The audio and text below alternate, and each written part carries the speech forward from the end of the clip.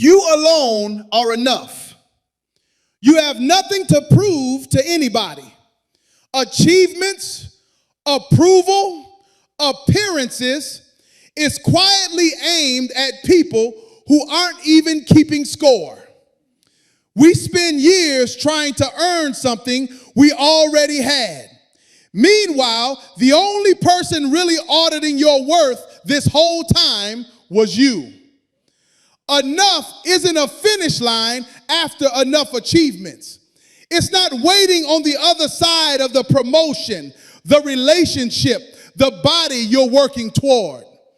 It was already true, quietly, before any of that. That doesn't mean stop growing. It means stop growing to prove something. There's a difference between building a life because it excites you and building one to convince somebody from years ago that you matter. You already do.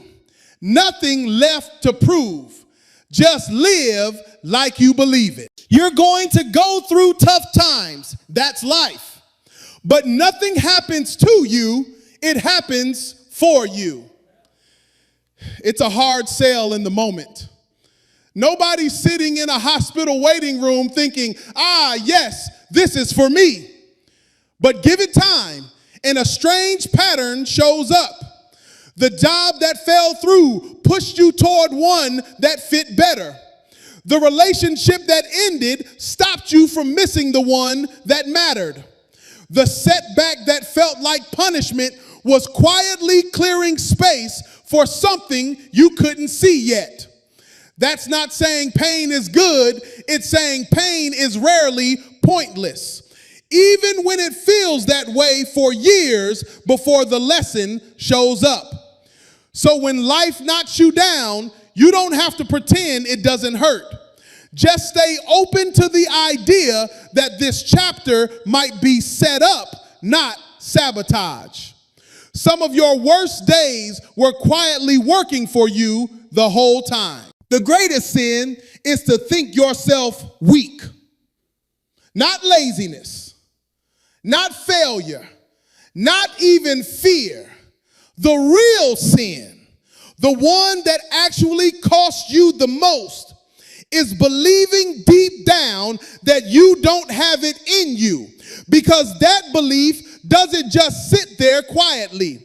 It shapes everything. It decides what you attempt, what you avoid, what risk you never take, because you already convinced yourself of the outcome before you even tried. Weakness isn't usually the truth. It's a story. One you've repeated so many times, it started feeling like fact. And the tragic part is, people don't fail because they're actually incapable. They fail because they stopped before proving otherwise. Strength was never about never doubting yourself. It's about refusing to let the doubt write the ending. You don't have to feel strong to act strong. You just have to stop calling yourself weak long enough to find out you're not. So drop the story. It was never true. It just felt real because you kept telling it. You are the only person on earth who can use your ability. Nobody else has your exact mix of experience, timing, and perspective, which means the thing you're sitting on, doubting, second guessing, nobody else can deliver it the way you would. That's actually the pressure and the gift both at once. If you don't use it, it doesn't just quietly pass to someone else. It simply doesn't happen. The world doesn't get a substitute version of your contribution. It just gets a gap where it should have been. We spend so much time comparing our ability to someone else's, forgetting theirs was never meant to replace ours. Nobody's coming to do your part for you. So stop waiting for permission, timing, or confidence to feel ready. Ability unused isn't humility.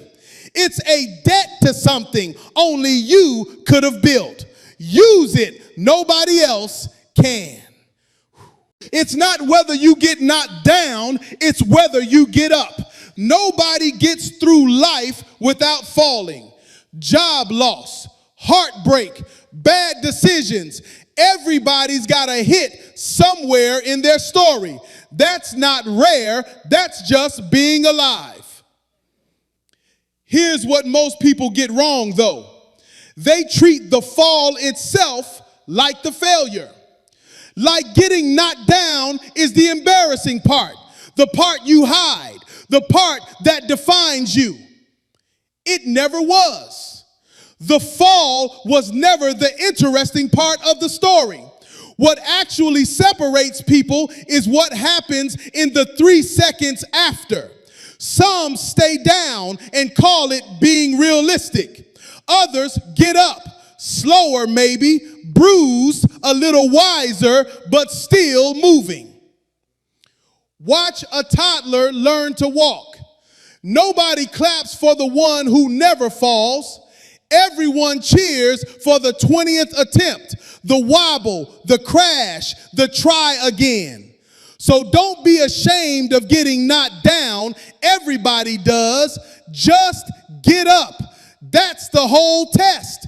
That's the only part anyone's actually keeping score of. Your value doesn't decrease based on someone's inability to see your worth. Read that again. Because most people carry rejection like it's a verdict, when really it's just an opinion, and not even a very informed one. Think about it like this. A $100 bill is still worth $100 whether it's sitting in a wallet or crumpled on the ground. Its value doesn't fluctuate based on who's holding it, who ignores it, or who fails to recognize it. The bill didn't change, somebody's judgment did. Same with you. If someone couldn't see what you brought to the table, the effort, the loyalty, the depth, that's not a flaw in you, that's a limitation in their vision. And it's exhausting, dimming your own light just because somebody else forgot to bring glasses. So stop auditioning for people who already decided not to notice you. Your worth was never up for a vote. It was never theirs to calculate in the first place. Some people just aren't equipped to see gold. That's not your job to fix. That's just their loss. Enjoy the little things, for one day you may look back and realize they were the big things. That's Robert Brault, and it's the kind of line you don't really feel until years later, usually after something's gone. We spend so much energy chasing the big, loud milestones, the promotion, the wedding, the finally made it moment, and completely miss what's happening in between. The ordinary Tuesday dinner with your parents, the ride to school with your kid rambling about nothing, the lazy Sunday morning that felt like just another Sunday. Nobody photographs those moments. Nobody posts them. And yet those are the ones you trade almost anything to get back once they're gone. That's the cruel timing of it. You rarely recognize a big moment while you're inside it. You just call it Tuesday. It only becomes big in hindsight, usually right around the time it's no longer available to you. So maybe the real lesson isn't chasing bigger moments. It's paying closer attention to the small ones you're already living in. Because one of them right now is probably the memory you'll miss most later.